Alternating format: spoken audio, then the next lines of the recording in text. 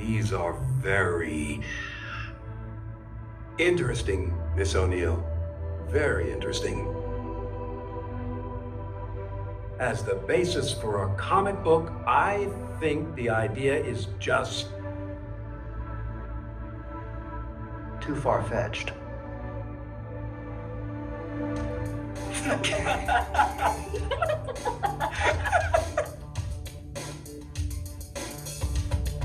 Far-fetched? Sheesh! Yeah. Hi, I'm Isaac Fisher, one of the documentary producers behind Turtle Power, the definitive history of the Teenage Mutant Ninja Turtles. Back in the late 1980s, production began on one of cinema's most beloved independent feature films. It was helmed by the visionary director Steve Barron, who cut his teeth on some of the 1980s most iconic music videos. He brought with him Jim Henson and the Creature Shop, who by bringing the Ninja Turtles to life, changed how movie special effects were made.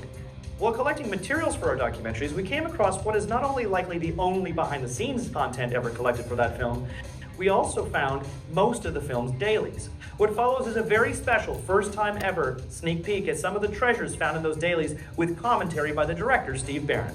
494, take two. Locker and a half.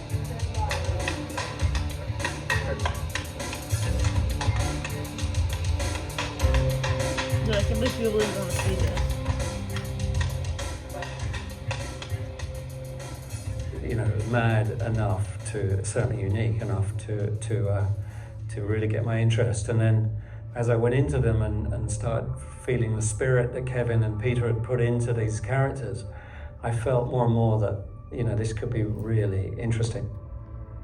This blew my mind when I first saw this. So you got a crane shot kind of coming up, and the manhole cover starts shaking and blows off here in a minute. But what blows my mind is I'm looking for any dividing line in that pavement. I can just see it, where the set is obviously gonna split the moment the camera pushes in and you don't see the pavement move away. This must have been so technical. Yeah, we did. I think we split it apart as we were going through. It was really a nod to an Orson Welles film, which went through a skylight. And you think, how did they get through the skylight? How did they get beyond it? The set was moved apart. So we genius. We had this, we knew we had this set, and we just had to build it up high, up the roadway, just in that little one piece above it, and do the blowout. Yeah, in if there ever was a director's cut, this would be, that blowing the manhole cover would have definitely made the cut. So this is the introduction to Casey Jones, which is really 2 shots. So, but it's directly from the comic book. You remember this? Yeah, totally. That's why I got it, loved it in as a character intro. Yeah, that could work in the film. There's no reason it you know, it's a either or sort of situation. Yeah. With or without. Yeah, I think we were using that same snorkel camera that we used on the conversation with the rat. And I guess Tetsu is supposed to be tying a bandana to his shoulder. And I guess the theory is that these 3 guys, one of them is Sam Rockwell, is supposed to get the bandana from him.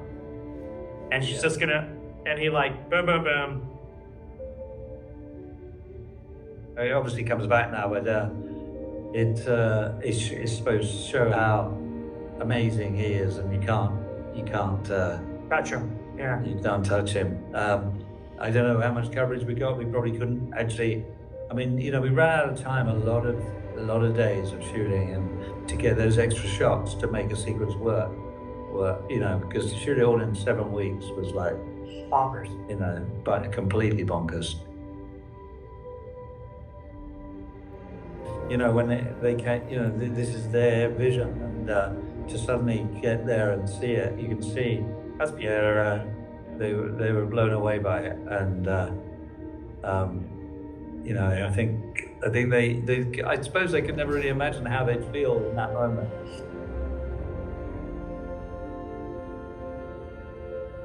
There isn't really a director's cut. There was 14 or so pages that we never got to shoot, that I wanted to shoot, that we never did, which would have been made a different cut. So there isn't really, a different cut. We used most of everything. That was just a taste of literally dozens of hours of content we have collected over the past 15 years telling the stories of the Teenage Mutant Ninja Turtles. We are making all of that archive content and more available on BackerKit for a very limited window. On there you will find an over 4-hour documentary picking up where Turtle Power left off, along with a coffee table book and exclusive Playmate-style action figures of Eastman and Laird and an unproduced character from the earliest days at Playmates Toys. Join us on BackerKit before it's too late.